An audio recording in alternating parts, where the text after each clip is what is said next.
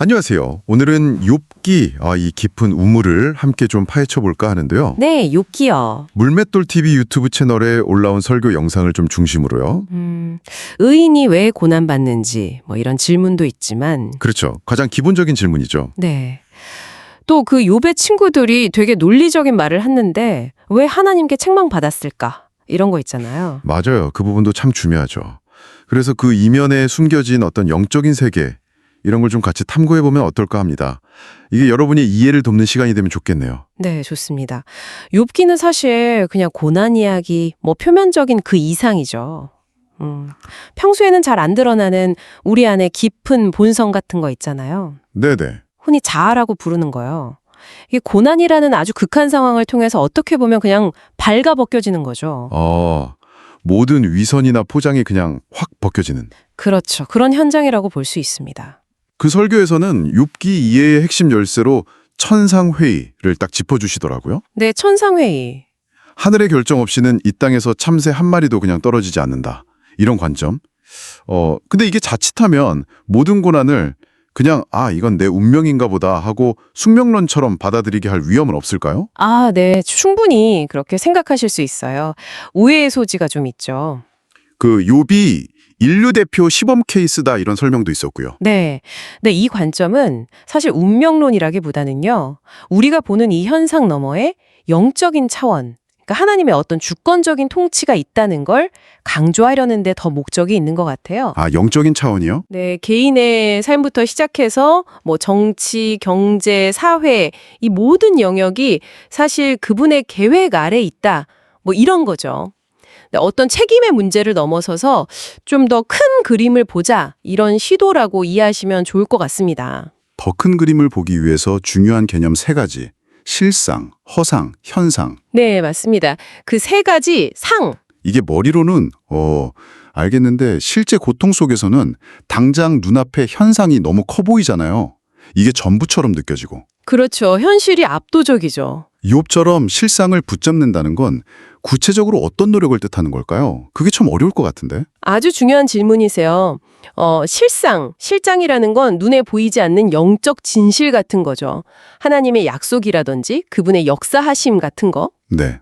허상은 이제 마귀가 주는 헛된 생각, 속임수 같은 거고요. 그리고 현상은 우리 오감으로 그냥 인지하는 현실 세계죠. 눈에 보이고 들리는 거. 네. 근데 마귀는 이 허상과 현상을 아주 교묘하게 엮어서 우리를 속이려 들거든요.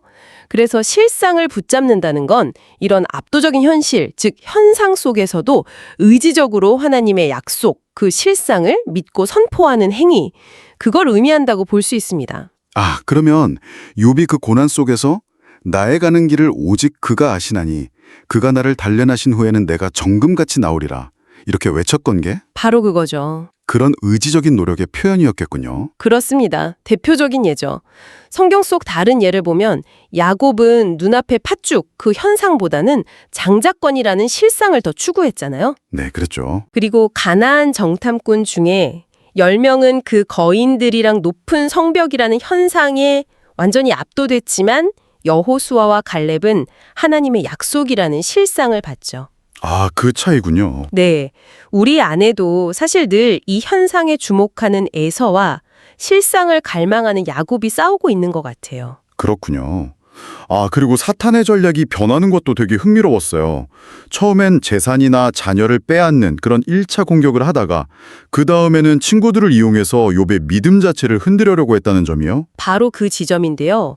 이 친구들 엘리바스, 빌닷, 소발 이런 친구들이 겉보기에는 굉장히 논리적이고 신학적인 말을 하는 것 같지만 네, 듣기엔 그럴듯하죠. 실제로는 사탄의 도구가 되어서 자기의에 빠져가지고 욥을 막 판단하고 정죄하는 거죠. 자기의? 네, 그들은 영적인 실상을 보지 못하니까 뭐 우리 같이 기도하자거나 하나님께 예배하자 이런 제안은 전혀 못하고요. 오직 인과응보, 내 죄 때문에 이런 벌 받는 거다. 이런 논리로만 욥을 몰아세우는 겁니다. 결국 이 모든 정말 끔찍한 과정을 통해서 욥이 얻은 가장 큰 것은 뭐였을까요? 그냥 고난을 이겨냈다. 이거 이상일 텐데요? 제 생각에 가장 큰 소득은요. 자기 자신도 몰랐던 자신의 그 의로움 속에 아주 깊이 숨어 있던 교만, 즉 자기 의를 정말 처절하게 깨달은 것, 이게 아닐까 싶어요. 아, 자기 의를 깨달은 거. 네. 고난이라는 그 풀못불이 그의 믿음에서 불순물을 싹 제거하고 순금, 정금으로 만들어낸 거죠. 그리고 또 고난을 통해서 인내를 배우고 연단을 거치고 결국에는 소망으로 나아가면서 영적인 시야가 엄청나게 넓어졌습니다. 욥 개인의 변화도 그렇지만 그의 이야기가 성경에 기록되어서 시대를 넘어서 수많은 사람들한테 위로와 통찰을 주는 어떤 생명수가 되었다는 점도. 와, 이건 정말 놀라운 축복이겠네요. 맞습니다. 바로 그거죠. 고난은 당장은 정말 고통스럽지만 그게 인내를 낳고 그 인내는 결국 검증된 인격, 즉 연단을 만들고 이건 또 흔들리지 않는 소망, 특히 하늘, 새 예루살렘을 향한 소망으로 이어지게 되죠. 영적인 지경이 넓어지는 과정인 겁니다. 자, 오늘 이야기를 좀 정리해보자면 오늘 살펴본 이 설교는 욥기를 단순히 고난 이야기로만 보지 않는다는 거죠. 네, 그렇죠. 눈에 보이는 현상, 너머의 실상, 그리고 천상회의라는 어떤 영적인 프레임을 통해서 고난이 우리의 그 자기의의를 깨닫게 하고 믿음을 정금같이 단련시키고 궁극적으로는 영적인 지평을 넓히는 그런 과정이라는 걸 강조하고 있었습니다. 이 이야기가 지금 듣고 계신 당신의 삶에는 어떤 의미로 다가오시나요? 혹시 지금 겪고 계신 어려움 앞에서 눈앞의 현상에만 너무 매몰되어 있지는 않으신가요? 마지막으로 이런 질문을 한번 남겨보고 싶네요. 당신이 현재 마주하고 있는 그 상황 뒤에 혹시 아직 발견하지 못한 영적인 실상은 무엇일 수 있을지 한번 깊이 생각해 보시면 어떨까요? 네, 이 탐구가 여러분에게 새로운 시각을 열어주는 계기가 되기를 바랍니다.